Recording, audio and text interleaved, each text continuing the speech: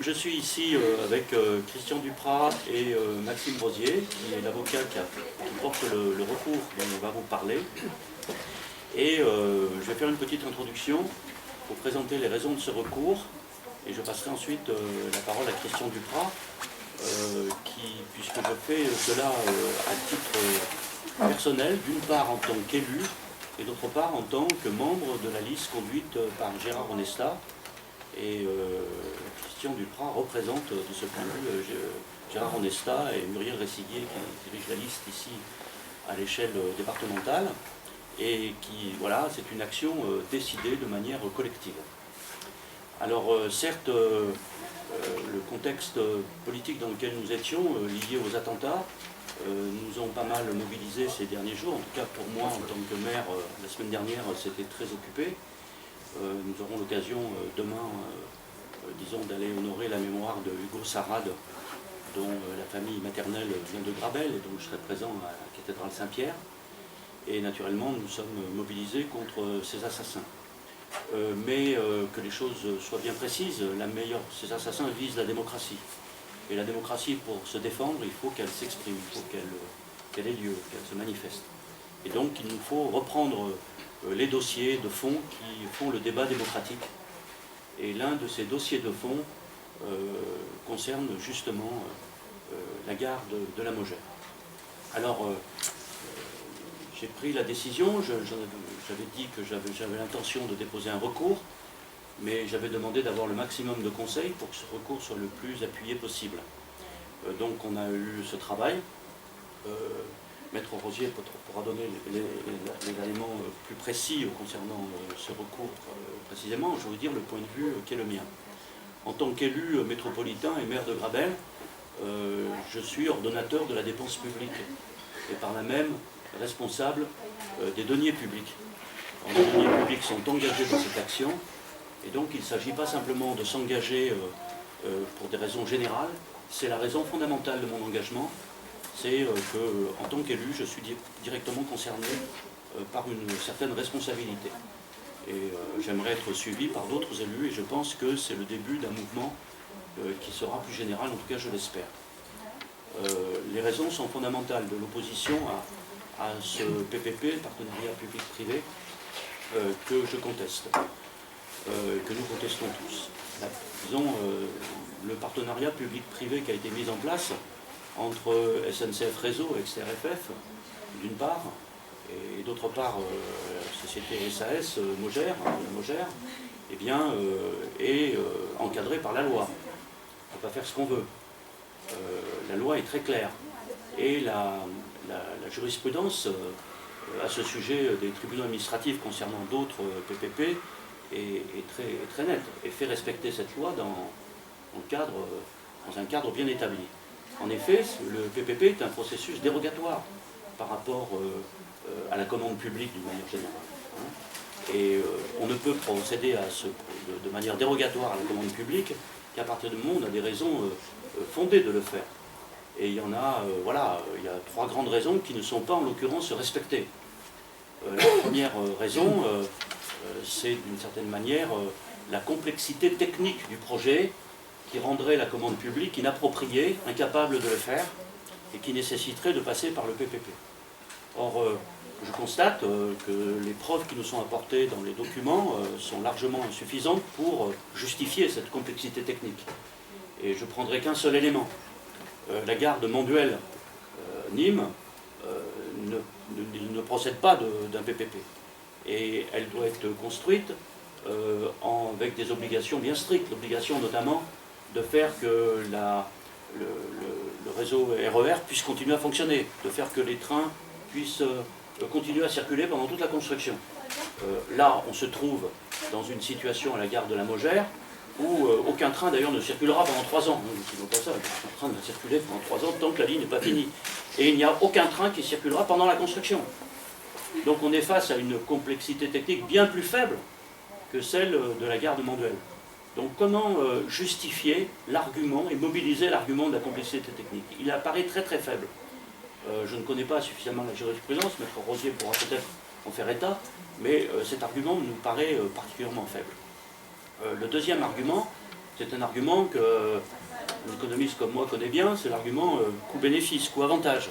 C'est-à-dire qu'on passe par un PPP qu'à partir du moment où on peut justifier le fait que le calcul coût-avantage est plus favorable au PPP pour la puissance publique, hein, pas pour la puissance privée, sinon ça serait un peu le comble, pour la puissance publique que la commande publique classique.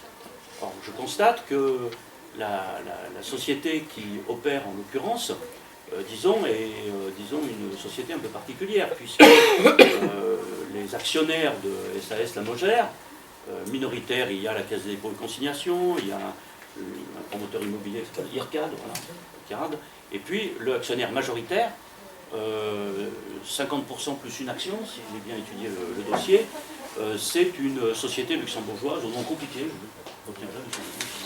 Voilà, une société luxembourgeoise, un fonds d'investissement luxembourgeois, disons, positionné au Luxembourg et relevant finalement de la fiscalité du Luxembourg, c'est-à-dire d'un paradis fiscal, aujourd'hui reconnu par l'ancien Premier ministre de Luxembourg qui se retrouve à la tête de la Commission européenne. Donc il dit lui-même qu'il était dans un paradis fiscal et qu'il faut en finir, et qu'il est toujours un paradis fiscal.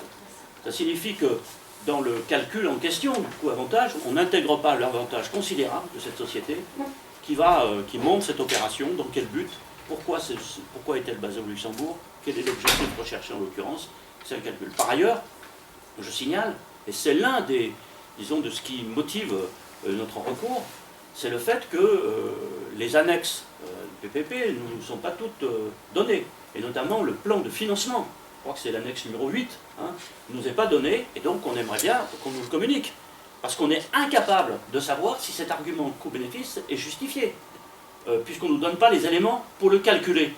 D'accord ? Et donc, pourquoi ne l'a-t-on pas posé? Pourquoi les éléments du dossier sont caviardés, y compris on voit que des passages sont enlevés, ne sont pas communiqués, et cerise sur le gâteau, tout à fait extraordinaire, c'est que vous savez qu'il y a un loyer qui va être payé par SNCF Réseau pour l'utilisation de ce réseau. Ben, ce loyer, on voudra en avoir le montant. Et on nous dit, le montant ne peut pas être donné, ça a d'ailleurs été dit publiquement, ne peut pas être donné parce que ça relève du secret industriel et commercial. Ça, c'est le meilleur de l'année. Ça signifie qu'on ne peut pas procéder à ce calcul. Enfin, dernier argument, qui n'est pas des moindres, c'est que un PPP, il peut avoir un certain nombre de risques. Et donc, il faut prendre la mesure des risques encourus par la collectivité. Il y a un premier risque, si vous voulez, qui me paraît évident et qui pour moi est tout à fait important, c'est le risque inondation. Nous sommes dans une zone qui est en partie inondable, alors on nous dit que ce n'est pas toute la zone qui est inondable. Enfin, moi, je connais bien les PPRI, hein. Je peux vous dire que c'est quelque chose que je connais très bien au mètre carré près sur ma commune. Et ben, je peux vous dire que les PPRI sont actuellement en révision, dans le cadre de ce qu'on appelle le PGRI, à l'échelle de tout le bassin Rhône-Méditerranée, et qui vont être révisés d'ici 2020, et que la tendance dominante, c'est à l'extension des zones rouges inconstructibles. La tendance dominante des préfectures, de l'État dans cette affaire, parce qu'il s'agit de la protection de nos concitoyens. Dans un changement climatique, mon voisin de gauche connaît beaucoup mieux que moi, un changement climatique qui fait que les précipitations sont plus denses, les périodes de sécheresse sont plus denses, et que donc on a un devoir de protection. Or, en l'occurrence, cette gare ne remplit pas. Alors qu'on vienne ne pas me parler des mesures de compensation quand on fait ça, hein, ces mesures de compensation qui, je vous le signale, ne sont jamais introduites à l'origine du projet. À la fin, on a une série d'autorités, à commencer par celle de l'État, qui viennent nous voir en nous disant voilà, on a de l'argent à vous donner en échange du bétonnage qu'on vous fait. Où on le met? Alors on va vous le mettre dans les hauts cantons, on peut le mettre n'importe où d'ailleurs, c'est le truc des compensations.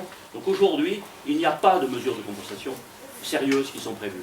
Donc ce risque est réel. Et enfin, je l'ai abordé dans le deuxième point, le risque économique, parce que, en l'occurrence, dans cette gare, qui, si mes calculs sont bons, c'est autour de 150 millions d'euros qu'elle va coûter, il y a un engagement à la fois de la région, qui est de 32 millions, et un engagement de la métropole, qui est de 11 millions d'euros. D'accord ? Donc nous sommes responsables de cet argent public engagé, à la fois région et métropole. Donc, je considère qu'on ne peut pas laisser prendre un risque comme ça, alors que nous savons très bien, tout le monde le sait, tous les spécialistes le disent, et je suis certain qu'ils seront prêts à le reconnaître, les responsables de SNCF Réseau le disent eux-mêmes. J'aimerais bien qu'ils se mettent à l'écrire d'ailleurs.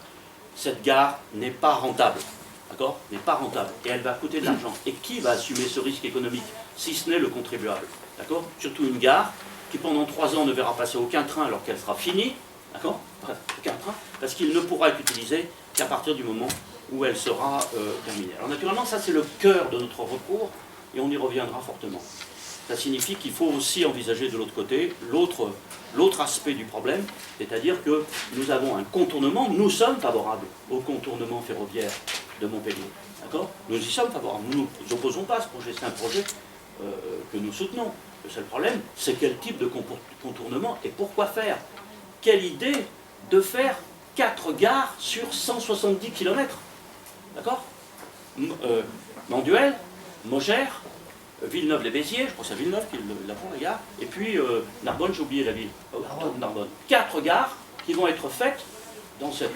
voilà, donc qui représentent quand même des sommes relativement considérables, près de 450 millions, donc de la puissance publique qui vont être engagées, dans lequel la région va être engagée, et un TGV, c'est plus un TGV, c'est un omnibus, d'accord? Donc ça correspond à rien comme travail. Tout ça, disons, a été bricolé, et le pire de tout, c'est que cette ligne est, disons, faite pour pouvoir porter du ferroutage actuellement jusqu'à Saint-Jean-de-Védas. Et dans le projet final, jusqu'à Béziers. Et à partir de Béziers, il n'y a plus de ferroutage. Voilà, ça nous paraît scandaleux. Scandaleux. Pourquoi? D'autant plus scandaleux. Après Béziers, il n'y a plus de ferroutage qu'à Perpignan. Sur la ligne Béziers-Perpignan, elle est ensuite adoptée. C'est une histoire de vitesse. Hein. Pour pouvoir garantir la grande vitesse, vous ne pouvez pas faire une ligne identique à un moment donné. Donc ça signifie qu'il n'y a pas de ferroutage qui est prévu. J'ai assisté à la conférence des villes de grande vitesse qui était à Montpellier. J'ai assisté au débat assez catastrophique de certains élus de Béziers et du Grand Narbonne où ils se disputaient sans aucun enjeu. Et j'ai écouté les maires espagnols, Barcelone, nos amis de Podemos, Figueras, etc., tous, et Tarragone, ils étaient tous là, tous les maires. D'accord? Et eux disaient, la majorité du trafic sur ces lignes nouvelles doit être pour le ferroutage. Et nous, on ne peut pas l'assurer sur toute une base. Pourquoi? Parce que l'ensemble des ports qui sont le long de l'Espagne reçoivent la majorité du trafic qui vient de l'Orient par le canal de Suez. Et naturellement, les Espagnols, qui pourtant sortent de 6 années de crise considérable, ont investi sur 2 lignes. Une ligne à écartement espagnol, une ligne à écartement européen, l'une pour pouvoir distribuer sur l'Espagne toute une série de marchandises, et une ligne pour pouvoir faire le ferroutage. Alors naturellement, ils feront aussi du voyageur, ça, ferroutage et voyageur, mais naturellement, ça diminue la grande vitesse, vous ne pouvez plus être à 320 à l'heure, vous êtes obligé d'être à une vitesse de grande vitesse, non pas de très grande vitesse. Ils ont fait ce calcul, et nous, Français, à partir de Perpignan, on ne pourra rien leur offrir. On ne pourra rien offrir, et ça remontera sur les camions, et on est à l'envers de tout. Dernier argument qui est assez important, c'est y compris la modification que ça procure sur Montpellier, mais ça, je te laisse la parole. Peut-être prendre le relais là-dessus. Merci René. Oui, alors là, je vais prendre la parole en tant que candidat, cette fois-ci, aux élections régionales, et vous savez que la puissance publique régionale a la responsabilité des transports du quotidien, des transports régionaux. Et donc, nous sommes extrêmement attentifs à ce dossier et nous sommes très en colère que la région puisse financer une gare aussi absurde, puisque déconnectée des trains du quotidien. Il n'y a pas, à la Mogère, de TER qui passe. Et vous savez que pour la grande majorité des usagers, il faudra faire ce qu'on appelle un changement, une rupture de, comment on appelle ça? De charge, de rupture de charge, c'est-à-dire aller à la première gare, prendre le tramway pour rejoindre la seconde. Donc on aura gagné 15 minutes pour aller à Paris, et on en aura perdu 3 quarts d'heure pour aller à la gare. Donc tout le monde va reprendre sa voiture, et on aura donc une gare aspirateur à voiture, comme beaucoup d'autres gares de ce type-là qui ont été faites récemment. Donc c'est vraiment une option que nous ne pouvons pas soutenir, et nous nous engageons, et nous sommes la seule liste dans ces élections régionales à l'affirmer haut et clair, que si nous sommes en responsabilité, nous supprimerons le financement régional pour cette gare, qui de facto sera arrêtée. Ça sera une des toutes premières décisions que prendra la future Assemblée. Et nous ne pouvons pas laisser faire une gabegie pareille. Et cet argent que nous allons économiser, eh bien, nous l'affecterons là où c'est notre responsabilité, c'est-à-dire pour le transport quotidien de chacun. Donc nous soutiendrons la relance de la ligne 5 de tram à Montpellier. Nous aiderons la qualité des TER, leur cadencement sur tout le réseau régional. Nous améliorerons la liaison entre Montpellier et Toulouse, qui aujourd'hui est une une complexité épouvantable pour les voyageurs. Et nous envisageons de réouvrir des lignes ferroviaires fermées pour que Montpellier ne soit plus juste sur une ligne, mais soit vraiment au cœur d'une étoile ferroviaire, vers Sommières, vers Pézenas.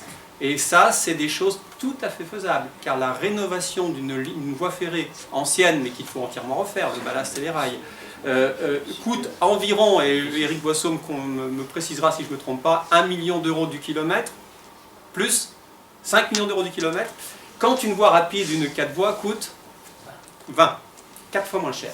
Donc ça, c'est vraiment les priorités que nous mettrons en place. Et de ce point de vue-là, nous disons aux électeurs qu'il y a moyen de reprendre la main sur ce dossier, et c'est avec le bulletin de vote qu'on peut le faire. Il n'y a pas que les recours juridiques, il y a aussi la voix des électeurs qui compte, et ça, c'est vraiment très important. Voilà, en gros, le message que je voulais délivrer aujourd'hui.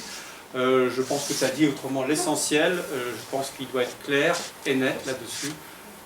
Notre opposition au partenariat public-privé, nous la partageons, bien entendu, et j'espère bien que ce recours sera efficace. Voilà. Je ne veux pas m'allonger plus, mais on est complètement disponible pour vos questions. Il s'agit d'un recours administratif.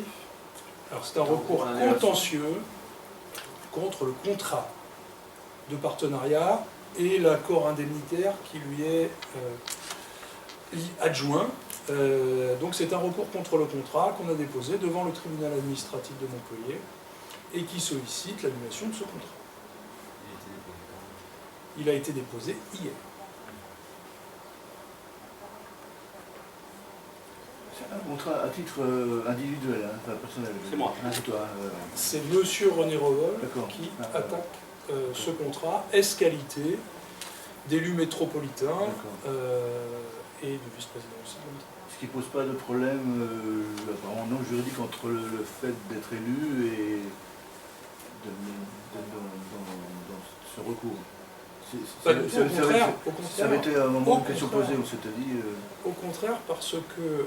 alors d'abord, ce contrat, il est passé donc, entre SNCF Réseau et la SA, qui est un établissement public d'État, et la SS, la Mogère, qui est une société avec un certain nombre d'actionnaires.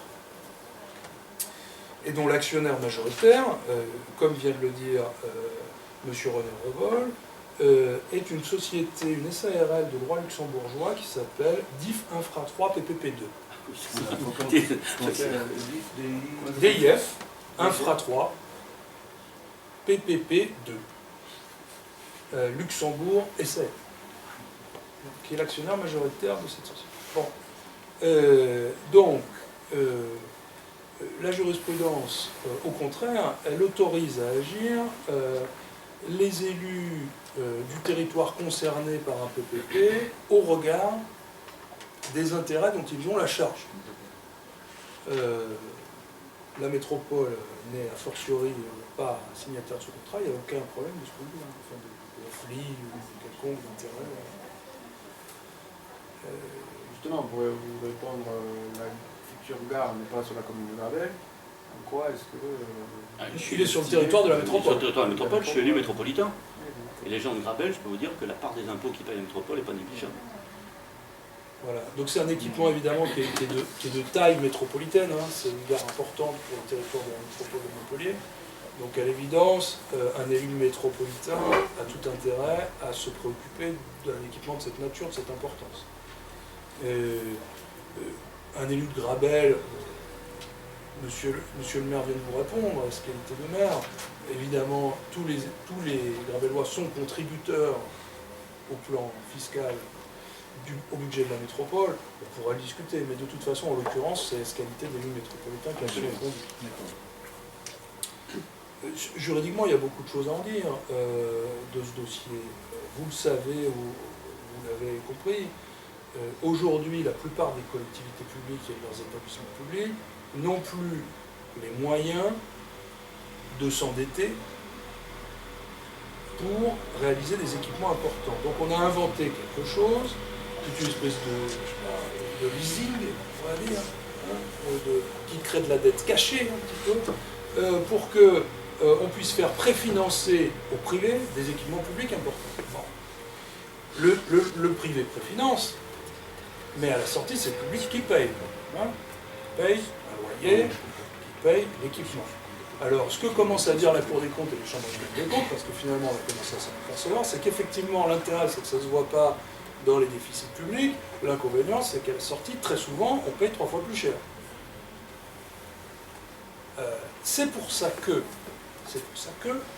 le législateur a pris soin de dire, normalement, les collectivités, les établissements publics, etc., ils doivent recourir aux contrats publics ordinaires, qui sont les marchés publics ou les délégations de services publics.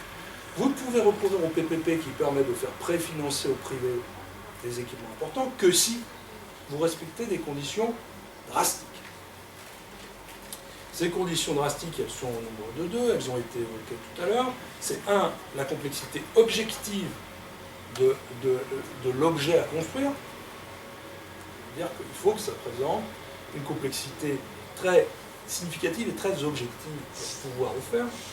Or là, ça a été dit, on a un problème, c'est qu'on a, quand on nous dit c'est complexe, parce qu'il y a de l'intermodalité, on nous dit c'est complexe parce qu'il y a une dalle. Le problème, c'est qu'on a rénové Saint-Roch en marché public et qu'on réalise Manduel en marché public. Donc, c'est difficile de dire que l'objet en lui-même est objectivement complexe quand on réalise le même, voire des plus compliqués, par la voie des marchés publics. Donc déjà, la complexité, c'est compliqué. Bon. Ensuite, il faut un bilan coût-avantage favorable à ce contrat par rapport aux autres contrats. Marché public, concession de travaux publics, peu importe, on doit comparer tout ça. Alors d'abord, la comparaison, elle est très difficile. La Cour des comptes, dans son rapport sur les PPP, dit finalement il faudra attendre 30 ans, laisser passer 30 ans pour qu'on ait un regard sur les coûts comparatifs des marchés par rapport au PPP. On n'y arrive pas, c'est très compliqué de comparer. Surtout quand on ne vous donne pas le plan de financement, quand même, ça rend les choses beaucoup plus compliquées à comparer. Mais en plus, dans cette affaire-là, juste 2 éléments pour vous montrer qu'on a quand même des choses intéressantes à dire du strict point de vue juridique, c'est que le bilan coût-avantage, il se fonde sur une évaluation du PPP. Bon, dans ce document, déjà ce document, il dit « Ah oui, ça présente un avantage », et il compare sur une durée de 25 ans. Le PPP qui est signé, il est de 15 ans. Cherchez l'erreur. Deuxièmement, à aucun moment n'apparaît le fait que, effectivement, la société véhicule de tout ça, c'est une société de droit luxembourgeois. Enfin, majoritaire, c'est une société de droit luxembourgeois. Donc le contribuable français métropolitain va payer via, voire même l'usager, dans ses billets de train. Tout le monde va payer pour une gare. Une société qui va indirectement encaisser des loyers, qui, elle, ne paye pas l'impôt français. C'est quand même quelque chose d'un peu surprenant. Pourquoi? Parce qu'on peut penser que c'est un véhicule d'investisseurs marché qui vont se servir de ça pour avoir un levier de rentabilité des investisseurs qui vont acheter des parts de cette société. Peut-être, moi j'en sais rien. Donc on n'évoque pas ça dans le bilan coût-avantage. Ça mériterait quand même quelques lignes. Donc, tout ça pour vous dire que, et pour finir, on est dans une opacité totale puisqu'on n'arrive même pas à savoir combien, à avoir le plan de financement et donc à savoir combien de loyers va être payé. Tout ça fait que, juridiquement, pour nous, on est hors les clous du recours à ce contrat dérogatoire et qu'on aurait dû, par conséquent, passer un marché public, une concession de travaux publics ou en tout cas un contrat ordinaire. Et qu'on est tout à fait dans ce que dénonce à longueur d'année la Cour des comptes dans son rapport ou la Chambre régionale des comptes, diverses chambres régionales des comptes dans leur rapport, à savoir très probablement une situation où tout ça va coûter une somme considérable aux contribuables français, beaucoup plus considérable que si on était passé par un contrat. Il n'y a que marché public ou PPP? Non, il y a d'autres types de contrats qu'on peut imaginer. Il y a la délégation de service public, la concession de travaux publics. Bon, les grands, sur un truc comme ça, effectivement, les grandes catégories, c'est